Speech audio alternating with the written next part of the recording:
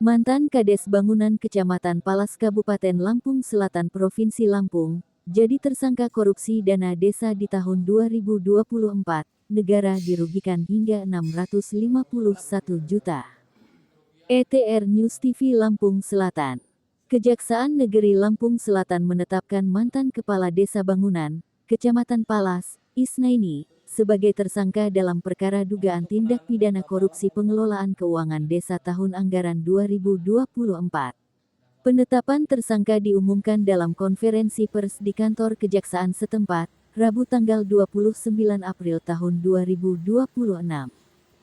Kasus ini menyita perhatian publik karena nilai kerugian negara yang ditimbulkan mencapai Rp651.207.212 berdasarkan hasil audit resmi yang telah diterima tim penyidik. Anggaran desa bangunan capai 2 miliar. Pada tahun anggaran 2024, Desa Bangunan, Kecamatan Palas, memiliki total anggaran sebesar Rp2.044.912.668. Rincian anggaran tersebut terdiri dari dana desa DD sebesar Rp1.443.350.000. Alokasi dana desa ED sebesar Rp534.693.868. Besarnya dana yang dikelola desa seharusnya menjadi instrumen pembangunan, peningkatan pelayanan masyarakat, serta pemberdayaan warga. Namun dalam perkara ini, anggaran justru diduga disalahgunakan. Hasil audit temukan selisih laporan dan dokumen. Kepala Kejaksaan Negeri Lampung Selatan, Suci Wijayanti, melalui Kasih Intel Agung Trisaputra, menjelaskan bahwa penyidik telah menerima laporan hasil audit penghitungan kerugian negara. Menurut Agung, ditemukan adanya selisih antara laporan realisasi anggaran desa bangunan tahun 2024 dengan bukti dokumen serta keterangan dari para pelaksana kegiatan di lapangan. Tim penyidik telah menerima laporan hasil audit penghitungan kerugian negara, ujarnya. Temuan tersebut menjadi dasar kuat bagi penyidik untuk meningkatkan status perkara dan menetapkan tersangka. Ditahan di Lapas Kalianda 20 hari. Setelah resmi ditetapkan sebagai tersangka, Isnaini langsung dilakukan penahanan di Lapas Kelas 2A Kalianda selama 20 hari ke depan guna kepentingan penyidikan lebih lanjut.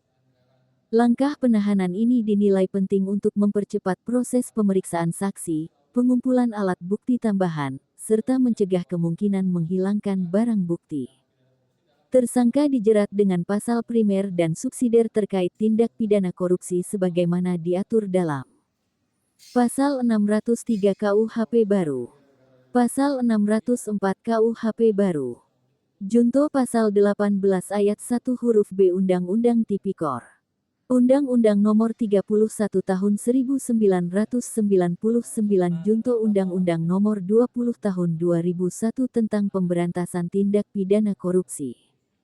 Jika terbukti bersalah di pengadilan, tersangka terancam pidana penjara dan kewajiban mengganti kerugian negara. Sejumlah tokoh masyarakat di Desa Bangunan menyayangkan kasus tersebut. Mereka berharap proses hukum berjalan transparan dan menjadi pelajaran bagi seluruh aparatur desa agar tidak menyalahgunakan keuangan negara. Semoga ini menjadi contoh, khususnya bagi aparatur desa bangunan, apabila menggunakan uang anggaran secara menyimpang pasti akan berhadapan dengan hukum, ujar salah satu tokoh masyarakat setempat. Kasus ini kembali menjadi pengingat bahwa dana desa yang nilainya besar harus dikelola secara transparan, akuntabel, dan tepat sasaran. Pengawasan internal pemerintah daerah, badan permusyawaratan desa, serta partisipasi masyarakat dinilai sangat penting agar penyimpangan serupa tidak terulang.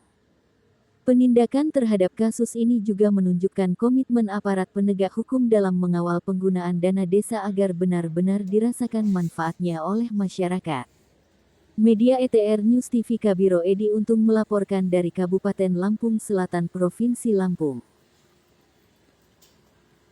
Bang, apa ada yang perlu kita sampaikan, Bang?